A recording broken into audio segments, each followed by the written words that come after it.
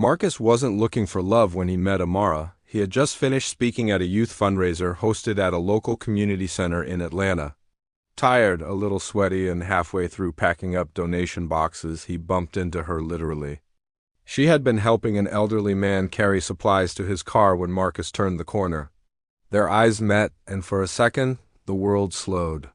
Amara smiled, a gentle, effortless smile that caught him off guard. She wore no makeup, dressed in simple jeans and a t-shirt, yet there was something magnetic about her. They chatted briefly, just small talk, but something clicked. Over the next few weeks, they kept running into each other at different events, always helping, always giving. She wasn't loud or flashy. She listened more than she spoke and made Marcus feel like she truly saw him. Their first date wasn't at a fancy restaurant. It was takeout on a park bench under the stars. Amara didn't talk much about her background. Just mentioned her parents traveled a lot and she had lived in a few countries. Marcus didn't press. He was drawn to her honesty, her calm energy, and the way she treated everyone around her with respect. As their bond grew, so did his feelings. She had a quiet confidence, a sharp mind, and a kind heart. Within 3 months, he was certain this was the woman he wanted to marry. But when he told his mother about Amara, things changed. Diane didn't say much at first, just raised an eyebrow and asked questions about Amara's family, her upbringing, her finances. Marcus brushed it off, but deep down he knew his mother had already made her assumptions. He just didn't realize how far she'd go to protect her idea of a proper wife for her son. Marcus had never seen his mother so cold. When he told her he was going to propose to Amara, Diane didn't smile or ask about the ring. Instead, she folded her arms and said, "Have you thought about protecting yourself?" He blinked in confusion. "What do you mean?" She sighed like he was a naive child. "Marcus, you don't know anything about her family. You have your career, your home. Don't be foolish. You need a prenup." At first, Marcus resisted. He knew Amara wasn't with him for money. She didn't care about any of that. But the pressure from his mother grew louder. She brought up stories of friends who had lost everything, insisted it was just a formality, and guilted him into thinking he was being irresponsible. Finally, he told Amara he was nervous, expecting anger or hurt. But she surprised him. Again, she just smiled and said, "If it gives your mom peace, I'll sign it." There was no hesitation, no bitterness. The next day, they sat together at Diane's house across the polished oak table. A lawyer slid the paperwork over.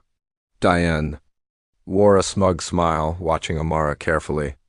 "It's nothing personal, dear," she said with fake sweetness. Amara calmly flipped through the pages, asked a few legal questions that impressed even the lawyer, then signed. She slid the papers back and said gently, "Done." Diane blinked, surprised by how easily Amara agreed.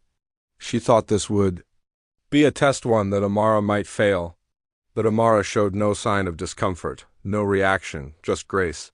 Marcus reached for her hand under the table, grateful and proud. But what no one knew, not even Marcus, was that Amara had signed far bigger contracts in her life. To her, this prenup was just another paper. And soon that truth would come to light.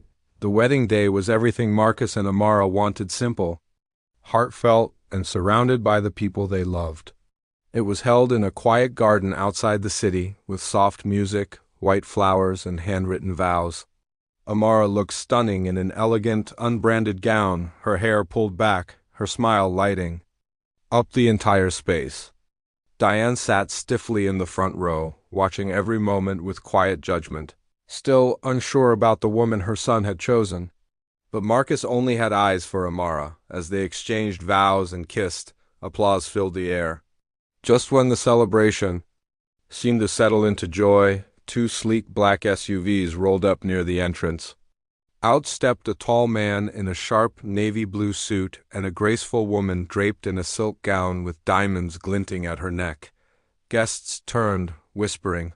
Amara's face lit up. She walked quickly to them and embraced them warmly. Then, holding their hands, she turned back to Marcus and said, "These are my parents. I wanted you to meet them today." Diane's smile faltered. Her mouth opened slightly, but no words came. Amara's father gave a polite nod. We've heard so much about you."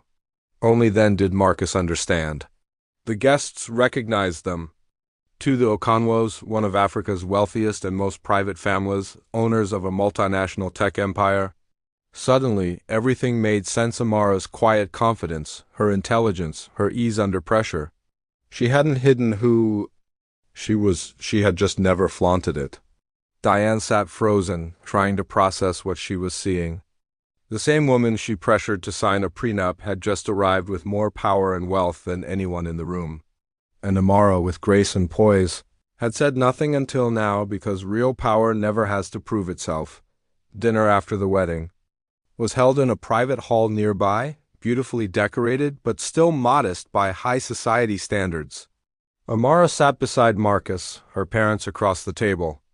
Diane tried to keep up appearances, smiling stiffly while stealing glances at Amara's parents. Mr. Okonwo spoke calmly about global investments, humanitarian projects, and their tech expansion in Europe. Mrs. Okonwo, graceful and composed, talked about their art collection and boarding schools in Switzerland. Marcus listened, stunned. He hadn't imagined Amara came from this kind of world. And yet, she had never once acted like it. She held his hand, spoke softly, and never made anyone feel small. Later that night, as they returned to their suite, Marcus turned to her and asked, "Why didn't you tell me?" Amara smiled gently. "Because I needed to know if you loved me, not what came with me." Her voice was calm, but there was a vulnerability in her eyes. "When people know your last name, they treat you differently." "I didn't want that with you." Marcus kissed her forehead and whispered, "I would have chosen you either way." Meanwhile, Diane sat in her room alone, still shaken. Her assumptions, her judgments, they had all been wrong. She realized she had tried to protect her son from a woman she thought had nothing to offer, when in truth Amara had everything and chose not to use it to her advantage. The prenup, which once felt like a safety net, now felt like an embarrassment. For the first time, Diane saw her daughter-in-law not as an outsider, but as a woman of depth, intelligence, and quiet dignity. It was a humbling moment. And though she hadn't yet said the words, Diane knew she owed Amara far more than just an apology. She owed her respect. In the weeks after the wedding, everything slowly began to shift. Diane, once distant and proud, found herself watching Amara more closely, not with suspicion but with curiosity. She noticed the little things, how Amara always helped the house staff without making a show of it, how she remembered birthdays, how she brought flowers for no reason. One afternoon, Diane invited Amara over for tea. It was awkward at first, but Amara accepted with her usual grace. They sat in the garden, the late sun casting warm light over the table. Diane cleared her throat. "I judged you," she said softly, eyes fixed on her cup. "And I was wrong." Amara looked at her kindly. "I understand." "You were protecting your son?" Diane looked up. "Still, you didn't have to be so kind about it." Amara smiled. "I didn't marry you, I married Marcus. But I'm happy to be family." It was a quiet moment, but something deep shifted between them. That evening, Marcus walked into the living room to find his mother and wife laughing over old photo albums. He stood in the doorway, smiling, heart full. The prenup was never mentioned again. It stayed locked away in a drawer, forgotten and unnecessary.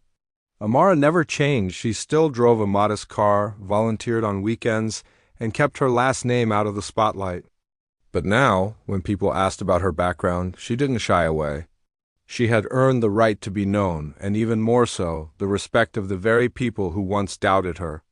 As time passed, Diane often said to friends, "My daughter-in-law could buy this whole neighborhood, but she chooses love instead." In the end, Amara didn't just win hearts, she transformed them. And that, more than any wealth, was her greatest power. If you felt the power of this story, don't forget to like, comment, share, and subscribe. Join us for more inspiring tales on our ancestors' dreams.